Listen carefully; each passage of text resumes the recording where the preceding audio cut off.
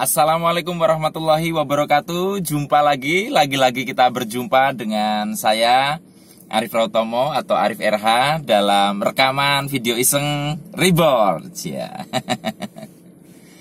Tonton semua, pada kesempatan kali ini kita akan membahas tentang memaknai ulang kesengsaraan dan kegagalan, ya. Memaknai ulang kesengsaraan dan kegagalan. Kalau misalkan Anda baca-baca buku motivasi, baca-baca buku self-help, ya, kemudian Anda baca buku pemberdayaan diri, ikut training, ya macam-macam gitulah ya, yang terkait dengan peningkatan sumber daya manusia, mungkin Anda akan sering mendapatkan pemateri atau paparan dari seseorang yang kita sebut sebagai orang sukses, gitu kan ya. Dan biasanya para narasumber, para pembicara itu akan menceritakan flashback ke belakang bagaimana perjalanannya sebelum sampai pada keadaan saat ini. Nah, dan di situ mungkin Anda akan sering melihat bahwa ternyata kebanyakan dari orang berhasil dulunya banyak mengalami kegagalan dan kemudian pernah mengalami penderitaan, kesengsaraan semacam itu gitu ya. Nah, di satu sisi mungkin Anda bisa melihat satu cerita yang menarik ya, di mana cerita yang menarik itu selalu ada lika-liku, kemudian ada happy ending, kemudian akan melibatkan suatu emosi ya ketika kita menyimaknya gitu loh. Tetapi di sisi lain kadang memunculkan pertanyaan sebagaimana pertanyaan yang sering dan pernah saya terima dan juga pernah ada di dalam kepala saya. Pertanyaannya begini, apakah kalau mau berhasil itu harus sengsara dulu? Apakah kalau mau berhasil atau sukses itu harus gagal dulu? Nah itu loh ya.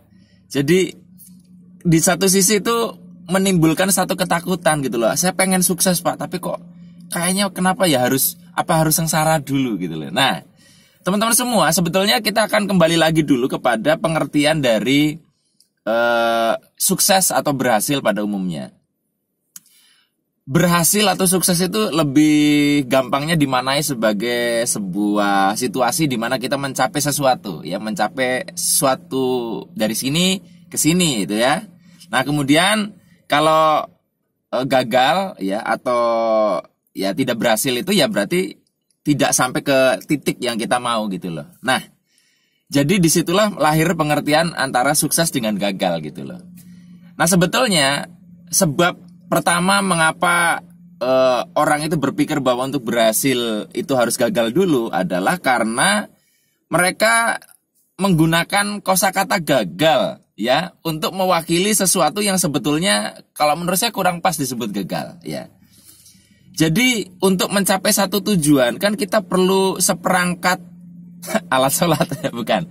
Perlu seperangkat keahlian, kemampuan, wadah baik secara spiritual, mental ya, secara psikis. Nah, di situ tentunya membutuhkan pembelajaran. Nah, kadang dalam prakteknya kita itu kan jarang ya yang misalnya sudah begitu ready belajar dengan sangat komplit sehingga sangat pantas bagi kita untuk mencapai tujuan ini. Kadang kita tuh ya sambil jalan, sambil belajar sehingga kita berada pada satu titik yang tidak sesuai dengan harapan kita di awal. Nah inilah yang disebut gagal. Padahal sebetulnya kalau kita amati baik-baik, gagal itu sebetulnya hanya kosakata yang kurang pas untuk mewakili sebuah situasi di mana sebenarnya kita berhasil mencapai keadaan yang tidak kita inginkan gitu loh. Muter-muter ya. Jadi gagal itu kita sukses mencapai hal yang tidak kita inginkan. Kalau sukses itu adalah kita mencapai hal yang kita inginkan. Nah, sebenarnya kan kalau di situ kita lihat sama-sama sukses gitu loh. Nah, lalu dari situ sebetulnya apa yang perlu kita lakukan? Nah, untuk menghilangkan kosakata gagal ya kita perlu memaknai ulang. Misalnya sebetulnya bukan gagal sih, cuman ini adalah sebuah umpan balik dari kehidupan. Ada sesuatu yang perlu kita pelajari, ada yang perlu sesuatu yang kita tumbuhkan, kembangkan, luaskan supaya wadah kita pas untuk bisa sampai mencapai tujuan yang kita tetapkan dari awal tadi. Jadi kalau dibilang apakah kalau mau sukses harus gagal, lebih tepatnya kalau mau sukses perlu belajar. Nah, belajar ini kadang bertahap gitu loh. Bertahap, tidak langsung di satu titik terus langsung situ. Nah, inilah yang disebut sebagai gagal, itu adalah pembelajaran bertahap gitu loh. Jadi kalau seandainya kosakatanya kita ganti sebagai tidak ada gagal, yang ada adalah belajar, maka sebetulnya kalau mau berhasil nggak perlu melalui kegagalan. Jadi mau berhasil itu ya perlu belajar, ya kan? Kemudian apakah kalau mau berhasil harus sengsara dulu, harus menderita dulu, ya? Ada orang yang misalkan dia itu bisnisnya besar tapi pernah bangkrut, kehilangan sekian ratus juta, sekian miliar gitu kan. Apakah harus begitu dulu baru punya penghasilan yang besar? Teman-teman, begini, sebetulnya saya amati bahwa ketika seseorang mengalami kebangkrutan, di situ egonya sedang dihancurkan, spiritualitasnya sedang dilatih untuk mengakses satu kemampuan melepaskan sebuah angka, yang angka itu nanti adalah akan mengangkat nilai sejauh mana dia mampu menerima. Jadi saya lihat bahwa kemampuan kita untuk melepaskan sesuatu itu akan berbanding lurus dengan sesuatu yang nanti bakalan kita menerima. Sebagaimana kalau kita melepaskan napas ya, misalkan nih saya narik napas ya, kemudian saya lepaskan cuma sedikit. Ketika narik lagi nggak bisa banyak. Nah, supaya saya bisa narik banyak, saya lepaskan harus banyak. Nariknya bisa banyak. Nah, jadi intinya adalah kita ingin mendapatkan sesuatu, ada sesuatu yang harus kita lepaskan dulu. Nah, ketika mengalami kebangkrutan, orang kan melepaskan sesuatu, ya kan? Tetapi pertanyaannya, apakah harus bangkrut dulu?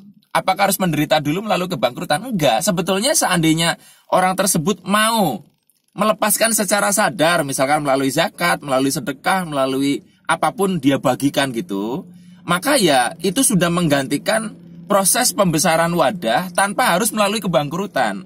Persoalannya kadang kan jarang orang yang sadar untuk secara sadar membesarkan dirinya, sehingga dia itu kepengen wadahnya besar tapi tidak mau melakukan satu upaya-upaya pelepasan secara sadar, akhirnya terjadi sistem auto debit, ya. Jadi auto debitnya ya melalui kebangkrutan macam-macam. Kita dilatih untuk melepaskan secara paksa oleh kehidupan, karena kehidupan melihat untuk bisa menerima kita harus dipaksa untuk melepaskan sesuatu. Nah, jadi kalau dijawab lagi pertanyaannya, apakah harus sengsara, menderita melalui hal-hal yang seperti itu? Nggak harus. Bisakah kita menyengaja untuk membesarkan wadah tanpa harus dipaksa? Itu persoalannya. Nah, kalau misalkan Anda mau melepaskan secara sadar tidak mau gitu kan, kemudian yang pertama tadi Anda masih menggunakan konsep bahwa belum mencapai sesuatu yang Anda harapkan itu sebagai kegagalan, ya Anda akan mengalami satu konsep di mana kalau Anda mau sukses, Anda harus gagal dulu dan menderita dulu. Tapi kalau misalkan Anda sudah menggeser kosakata gagal itu sebagai pembelajaran, ada yang belum lengkap, ya ada sesuatu yang perlu saya perbaiki, ya Anda tidak mengalami kegagalan sebetulnya. Kemudian kalau misalkan Anda juga membangun kesadaran melepas tanpa harus dibenturkan dulu oleh realita, ego Anda diremukkan oleh mekanisme kehidupan, ya kalau Anda secara sadar begitu, ya Anda bisa berhasil tanpa harus melalui sebuah kesengsaraan. Gitu sebetulnya, ya. Jadi ini hanya permainan kosakata gitu loh, permainan kosakata. So, teman-teman semua, pada prinsipnya adalah kehidupan berusaha untuk mensupport kita, ya, mensupport kita dengan memberitahu apa yang kurang, apa yang harus diperbaiki, apa yang harus diperkuat otot-otot batin kita. Maka ya kadang cara-caranya belum tentu enak. Nah, sebetulnya enak atau tidak enak ini adalah karena persoalan ini tiba-tiba datang kepada hidup kita atau kita sudah siap dengan kesadaran melakukan itu sejak awal. Ketika Anda misalnya sengaja sedekah 20.000 atau 100.000, itu akan lebih nggak ada sengsara karena Anda sadar. Tapi kalau Anda uangnya tiba-tiba jatuh di jalan 100.000, akan terjadi rasa sengsara. Ya ini resiko gitu, salah sendiri kenapa nggak dengan sadar gitu lah. Mudah-mudahan bisa menjawab pertanyaan Anda. Semoga bermanfaat. Sampai di sini. Sampai ketemu lagi dalam rekaman video Iseng Reborn yang selanjutnya. Saya akhiri. Billahi taufik wal hidayah. Wassalamualaikum warahmatullahi wabarakatuh. See you.